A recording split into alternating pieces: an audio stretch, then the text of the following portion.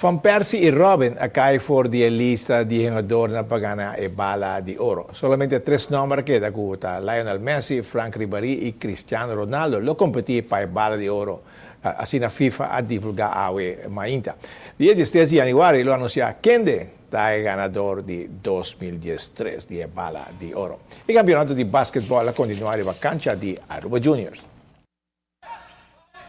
Den mejor juega de fin de semana que va entre Estrella, Aruba Lions y Centro de Barrio Brasil Terminators en categoría pasarela.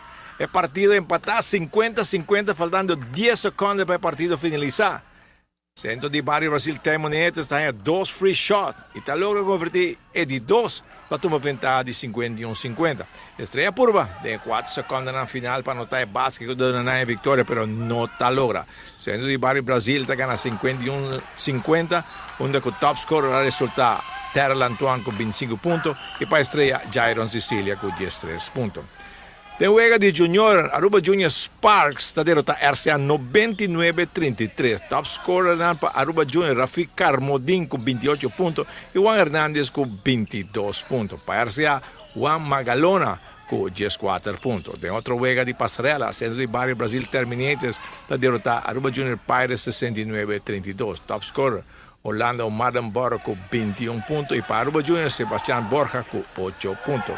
Categoría Cadet, Aruba Juniors Marlins te gana Estrella, Aruba Lions 75-46, donde con Mateus Melchors ha resultado top scorer con 20 puntos y para Estrella, Raylin Pérez con 11 puntos. Y otro juega de Junior, YMCA San Nicolás está logrando victoria 92-46 para RCA, donde con top scorer ha resultado Christopher Pantoflat con 23 puntos y Diquan Van Puerto con 21 puntos. Para RCA, Juan Magalona a score 22 puntos. Ponce te juega Nandi Basketball, que continua amanhã à tarde, riba cancha de Estrela para 6 horas da tarde.